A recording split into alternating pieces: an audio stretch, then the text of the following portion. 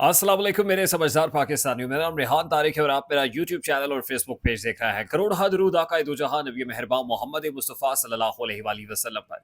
इस दौर इस उम्मीद के साथ इस व्लॉग का आगाज़ करते हैं कि अल्लाह रब्बुल इज़्ज़त इस मुल्क के फैसला साजों के दिलों में समझदार पाकिस्तानियों के लिए नरमी पैदा कर दे। सिस्टम की बुनियादें हर गुजरते दिन के साथ खोखली हो रही हैं। सिस्टम का मतलब तो आप समझते हैं ना। ये सिस्टम जिसकी बुनियादें हर रोज खोखली हो रही हैं, उस सिस्टम की इमारत किसी भी वक्त धड़ाम से जमीन बोस हो सकती है। इस इमारत को बरकरार रखने के लिए सर तोड़ कोशिशें जारी हैं। कोशिशें क्या हो रही हैं और उसमें क्या डेवलपमेंट्स हुई हैं, मैं तमाम तर डिटेल्स आपके साथ शेयर करता हूं। सबसे पहले तो मैं आपको ये बता दूं कि सिस्टम को बरकरार रखने के लिए जुडिशरी को हर तरीके से मैनेज करने की, प्रेशराइज करने की सबसे पहली और बुनियादी कोशिश जारी है, जिसमें खुद जस्टिस मंसूर अली शाह बरबला इस बात का इजहार कर रहे हैं कि उन पर प्रेशर डाला जा रहा है। इस्तीफे का प्रेशर भी आ रहा है, खास तौर पे जो 13 जुलाई का मामला है। 13 जुलाई के फैसले के बाद से मामलात खासी शिद्दत इख्तियार कर गए हैं। यही वजह है कि जस्टिस मंसूर अली शाह का नोटिफिकेशन बतौर next chief justice of Pakistan issue नहीं किया जा रहा है, उनको नॉमिनेट नहीं किया जा रहा, बावजूद इसके कि जस्टिस काजी फायजीसा का नोटिफिकेशन वेल इन टाइम, उस वक्त प्रेसिडेंट आरिफ अलवी मौजूद थे, उन्होंने उस पर दस्तखत कर दिए थे और नोटिफाई कर दिया गया था, हुकूमत यही मौजूद थी। अब क्या वजह है कि जस्टिस मंसूर अली शाह को नोटिफाई नहीं किया जा रहा? तो इस हवाले से जरा इस बात का दावा करते हैं कि जस्टिस मंसूर अली शाह से कुछ गारंटीज मांगी जा रही हैं कि अगर तो ये काम हुआ तो फिर आपको नोटिफाई भी कर दिया जाएगा, चीफ जस्टिस बनने का रास्ता भी आसान हो जाएगा, राह हमवार हो जाएगी। अगर नहीं होता तो बसूरत दीगर आईनी तरमीमी पैकेज तो तैयार है। नंबर वन, ये यानी सिस्टम की इमारत को बरकरार रखने के लिए पहली कोशिश ये हो रही है। दूसरी कोशिश ये है कि इमरान खान को हर तरीके से प्रेशराइज किया जाए। इंटरनेशनली इमरान खान का जो इमेज मौजूद है, उस इमेज से बहुत सारे लोग खाइफ हैं। आज डेली मेल में जो आर्टिकल लगा, जिसमें डिसग्रेस्ड प्राइम मिनिस्टर की इस्तेलाह जो इस्तेमाल की गई, उससे मुझे तो बहुत ज़्यादा दुख इसलिए हुआ कि हमारा फॉर्मर प्राइम मिनिस्टर है और उसके लिए जिस तरीके की ज़बान इस्तेमाल की गई एक इंटरनेशनल जरीदे के अंदर, उससे मुल्क का इमेज को बहुत बेहतर तो नहीं हुआ। मेरे मुल्क का इमेज तो शायद तब बेहतर होता जब फॉर्मर प्राइम मिनिस्टर मेरे मुल्क से ताल्लुक रखने वाला कोई ऑक्सफोर्ड यूनिवर्सिटी का चांसलर लग जाता, तो यकीनन मेरे मुल्क की इमेज बिल्डिंग है, मेरा मुल्क का इमेज उससे बेहतर होता, सॉफ्ट इमेज जाता, हमारे मुल्क की शान बढ़ती।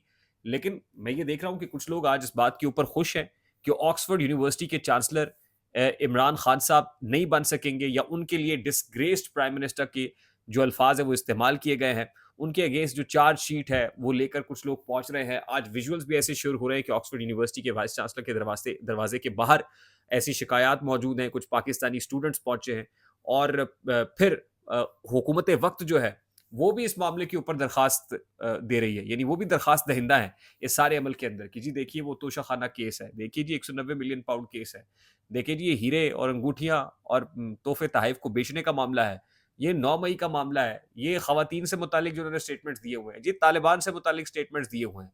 और आप अंदाज़ा कीजिए कि इमारत को कायम रखने के लिए इमरान खान साहब का खौफ इतना ज़्यादा है कि इमरान खान के अगेंस्ट जो पिटिशंस हैं, फॉर्मल पिटिशंस वो की जा रही हैं और रास्ता रोकने की कोशिश की जा रही है कि अगर कहीं इमरान खान चांसलर लग गया ऑक्सफोर्ड यूनिवर्सिटी का, तो कहीं ओथ टेकिंग के लिए जो इंटरनेशनल कम्युनिटी है वो इमरान खान को जेल से ओथ टेकिंग के लिए लंदन ना ले जाए।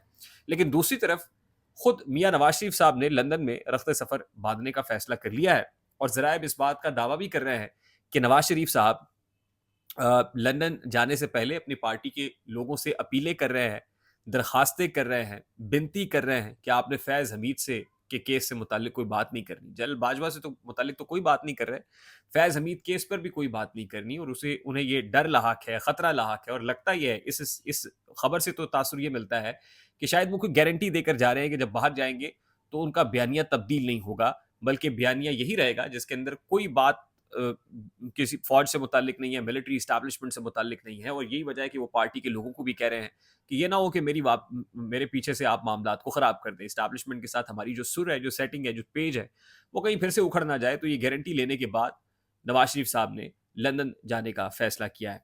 अब लंदन जाने के बाद क्या पाकिस्तान वापसी का रास्ता होता है या लंदन में ही सुकूनत इख्तियार करेंगे, ये डिपेंड करता है कि मुल्क में सियासी तौर पर हालात कैसे होते हैं और सियासी तौर पर मुल्क में क्या तब्दीलियां होंगी इस बात पर मुनहसर है कि हुकूमत जिस तरीके से इमारत को कायम रखने की कोशिश कर रही है, क्या इमारत कायम रह पाती है या नहीं। आज ये एक बड़ी डेवलपमेंट सामने आई, اس وقت جب اڈیالہ جیل کے سابق ڈپٹی سپرنٹینڈنٹ محمد اکرم صاحب کی اہلیہ جو بتایا جاتا ہے کہ حاملہ ہے، وہ سی پی او راولپنڈی کے دفتر پہنچی اور جا کے انہوں نے یہ کہا کہ ان کو پروٹیکشن دی جائے، کیونکہ ان کے گھر پر رات 2 بجے پھر سے ریڈ ہوئی ہے، اور ریڈ کرنے والے اینٹی کرپشن کے لوگ بھی تھے، پولیس کے لوگ بھی تھے، اور انہوں نے جس طریقے سے چادر اور چار دیواری کا تقدس پائمال کیا ہے، ہم جو ہے وہ غیر محفوظ سمجھ رہے ہیں، اس لیے سی پی او راولپنڈی. اب بات یہ ہے کہ راولپنڈی اور سی پی او راولپنڈی نے جو موقف اختیار کیا ہے Lahore high court Rawalpindi bench میں، وہ تو کہتے ہیں کہ 14-15 روز بعد بھی وہ پنجاب پولیس کا جو اہلکار ہے، جو سابق ڈپٹی سپرنٹینڈنٹ ہے، ان کو بازیاب کرانے میں ناکام ہے، وہ بازیاب نہیں ہو سکے. وہ کہاں ہے اس حوالے سے کوئی پتہ نہیں ہے. اور آپ یہ دیکھیے کہ ایک طرف تو اس کی اہلیہ جاتی ہے کہ تحفظ فراہم کیا جائے، گھر پہ ریڈ ہو رہی ہے، اور دوسری طرف آج ہی جو جیل انتظامیہ ہے انہوں نے جو جو گھر ہے وہ 2 روز میں خالی کرنے کا کہہ دیا ہے. یعنی جو ان کے اہل خانہ ہے سابق ڈپٹی سپرنٹینڈنٹ اکرم کی، ان کو کہہ دیا ہے کہ آپ 2 روز کے اندر اندر جو سرکاری گھر ہے، سرکاری رہائش گاہ ہے، اس کو خالی کر دیں. اور اس کے ساتھ ساتھ جو اڈیالہ جیل میں مزید کچھ جو پوسٹنگز ہیں ڈپٹی سپرنٹینڈنٹ کے عہدے پر اور اسسٹنٹ سپرنٹینڈنٹ کے عہدے پر، کوئی 3 تعیناتیاں پھر سے ہو گئی ہیں. کل ہم نے آپ کے ساتھ خبر شیئر کی تھی کہ جیل کے اندر کا ماحول کیسا ہے اور عمران خان پر سختیاں کیسی بڑھ رہی ہیں. یہ ساری سچویشن ہے، اور اس سچویشن سے لگتا یہی ہے کہ حکومت پر کپ کپی طاری ہے.